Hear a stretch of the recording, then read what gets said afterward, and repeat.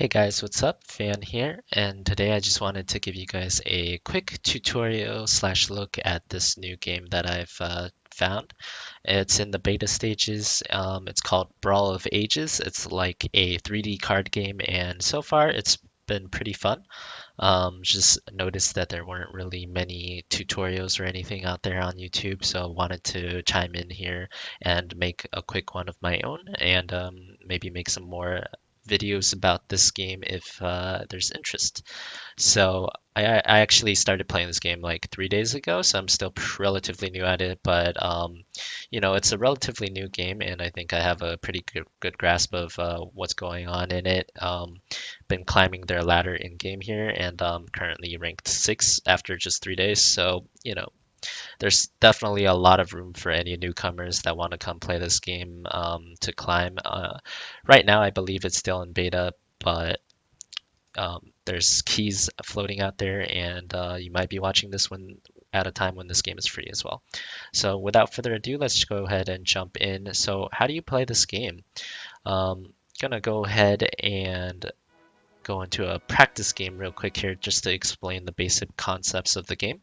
Um, so basically, the basic concept is you get four cards in your hand at any one time. You see them in the bottom there. There's 10 cards in your deck, and you never run out of cards. They just continuously cycle over and over. You see the mana cost in the blue circle here, and your mana bar is on the bottom. So you can see you're getting about one mana every 1 second here. And the goal of this game is basically to kill your opponent's towers. You can see both teams, both you and your opponent have two side towers, one on each lane, and a main tower. So basically what you're aiming to do is at the end of the timer, which you can see at the top here, there's still 2 minutes and 20 seconds left in this particular game. At the end of the timer, whoever has the most structures left wins the game. If you have the exact same amount of structures, then it goes into overtime. And in overtime, whoever, kills their an opponent's structure first wins the game. So that's pretty simple. It's basically how you play this game. And the way that the game works is that, as you can see, as I've been doing right now, is I'm summoning units via my cards. There's three types of card types. One is units, the second is buildings, and the third is spells. So I believe in my deck right now, I only have units and spells. You can see I'm summoning a few units here. If you want an example of a spell, I'm going to launch a missile at their tower, and you can see this missile is a spell. Same as this cyclone, you can see it says spell, but we'll get into the cards a bit later here. And you can see I'm killing the opponent's side towers here. So right now the tower advantage is 2-0. So if this timer runs out, I will win the game. Even if it was 2 towers to 1 tower, I would still win the game because I have a building advantage. Now, if it was 1 tower to 1 tower, then it would go into overtime where another building would have to die in order for someone to win the game. Same for 2 towers to 2 towers or 0-0. So the next thing I wanted to show you guys is the second win condition. Obviously, the second win condition here is to just kill your opponent's main base, your main tower, which is located at the center here. If this main tower goes down, then you lose the game no matter what. So as you can see here, it's about to die shortly. And as soon as the main tower dies, the game is just instantly over no matter what. So those are your win conditions. Those are basically how you win the game here. And we earn 3 seals here. Seals are basically, as far as I know, they're only used for the big brawl boards. And I'll go ahead and actually I don't have enough seals, but basically it's to unlock more things in the game. You can unlock like cards, currency, that kind of stuff. So going into the cards now, I wanted to just show you guys quickly some of the cards here. I'm in the beta, so I have a lot of the in-game currency, and I can pretty much unlock a lot of the cards. Think I've unlocked like at least half of them already, so and I can unlock a bunch more just because I'm in the beta test right now. But right now, in the cards, you can see there's three types of cards here. There's buildings, which you can see here. Buildings come in many different forms. There's three main types of buildings. There's towers, which are defensive. So you see lightning tower, golem tower. These are defensive buildings that only defend. There's summoning buildings or spawn buildings as they call it. So Soul Rift, Assassin's Temple, you can see it says spawn building. And basically these buildings, once you build them, they spawn a set amount of units every so often, and you can hover over the card and it'll tell you what it does. And the last type of building is kind of unique right now. It's the mana crystal. The mana crystal is a building that doesn't, um, it doesn't do anything obvious. What it does is it gives you, as you can read there, 2 mana for every 7 mana spent. Now, as you can see, this building currently costs 6 mana. It's undergone, as far as I know, some changes. Just in the like 3 days that I've been playing this game, it's been nerfed.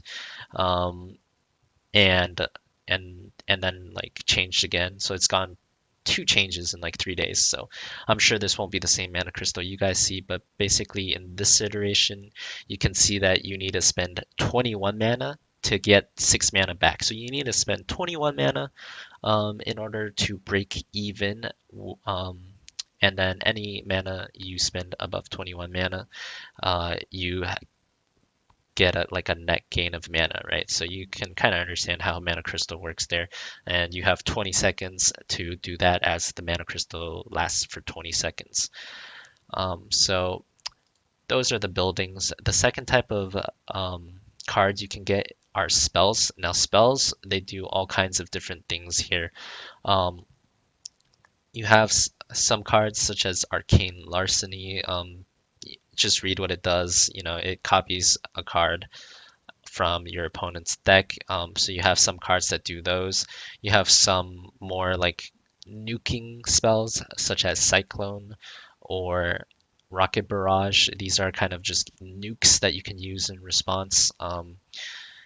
You also have cards that are totems, and totems are pretty interesting because totems are unique in that they are a spell and um and they're a totem.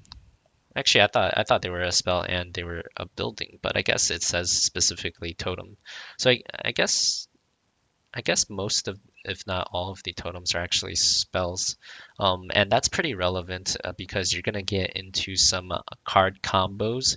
For example, looking at my deck right now, I have Aya, Princess of the Sands, and her passive is your spells cost 2 less mana. And since all the totems count as spells, that applies to all the totems as well. Same thing for Jinshi the Flame Waker. You can see it deals a AoE whenever you cast a spell, and that triggers on any totem you summon as well. So those are what spells are. I'm sure they'll add more. And the last thing are just um, units, basically. And units, you can see here, are split into 4 categories of ranged, melee, pretty obvious what those mean. Air and ground in this game basically are also pretty simple. It works such that a unit has a specific targeting, so a unit can either hit both ground and air or only ground. I don't think there's any unit currently that can only hit air. So yeah, your units can hit either only ground or both ground and air. So and there's siege, which basically just means it only hits buildings. It only attacks the towers in the game. So let's just look at a few units here. You can see Ace, this guy is a melee unit, so obviously he does not have any range. He has to be right next to an enemy to attack. But his attacks do splash damage, as you can see in the indicator there as well. Looking at Caprice, she is a ranged unit, and you can see the range is 4.5 tiles. Each tile is, as you saw in the game, whenever I summoned a unit, a unit is exactly 1 tile big for most of the units that are not supersized. So Caprice, for example, would be one tile big. So she can shoot 4.5 tiles, from range. And you can see there's another section that says targets and it says ground and buildings. So that means that she actually cannot hit air. She can only shoot from range at ground and buildings, which is a little counterintuitive. But yeah, make sure to read the targets there. Let's scroll over one more here. Gargoyle. So target is all enemies, which means it can hit air, ground, as well as buildings. And it's got two tiles, so it's a short ranged attack, but it's not quite melee. But it's very short. And you can see all of these factors differ depending on the unit.